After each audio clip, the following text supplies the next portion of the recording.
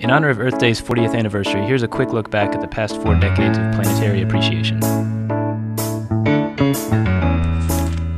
20 million people celebrate the first Earth Day on April 22nd. A few months later, the U.S. Environmental Protection Agency opens its doors for the first time.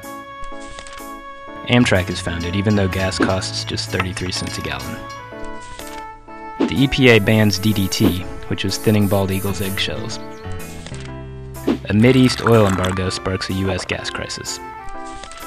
Congress passes the Safe Drinking Water Act, shamelessly pandering to the water drinkers lobby. Congress sets emissions and efficiency rules for cars, leading to the introduction of catalytic converters. The EPA starts phasing out PCBs, which can cause cancer and other health problems. The U.S. adds the first plants to its endangered species list, despite the disturbing lack of cuteness. Congress bans CFCs and aerosol sprays after scientists realize they can deplete the Earth's ozone layer. A partial meltdown at Pennsylvania's 3 Mile Island nuclear plant ruins an otherwise good day. Congress creates the Superfund program to clean up toxic waste sites. Those expecting Superfund sites are quickly disappointed. Acid rain intensifies over the northeastern U.S. and Canada. Dioxin contamination forces the U.S. government to buy homes in Times Beach, Missouri. Not the last time it would have to buy up toxic assets. A long failure to clean up the Chesapeake Bay begins.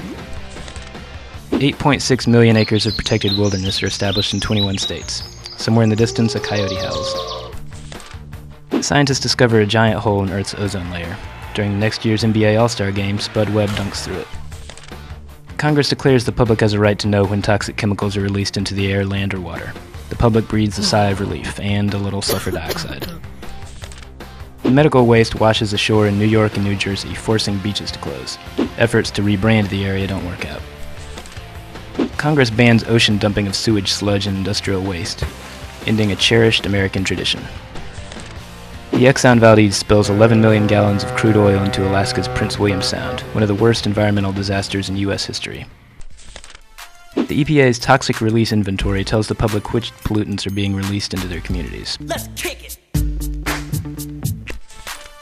The U.S. government begins using products made from recycled content.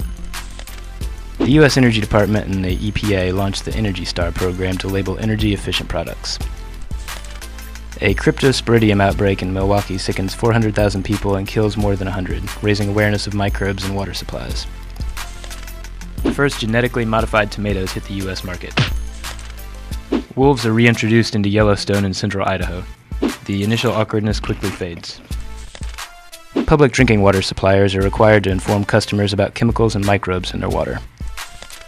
The U.S. joins other countries in Kyoto, Japan to negotiate a global climate change treaty it winds up rejecting.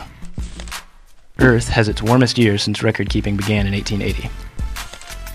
The EPA announces new rules to improve air quality in national parks and wilderness areas. Somewhere in the distance, a coyote coughs. High temperatures and low rainfall spark the worst U.S. wildfire season in 50 years.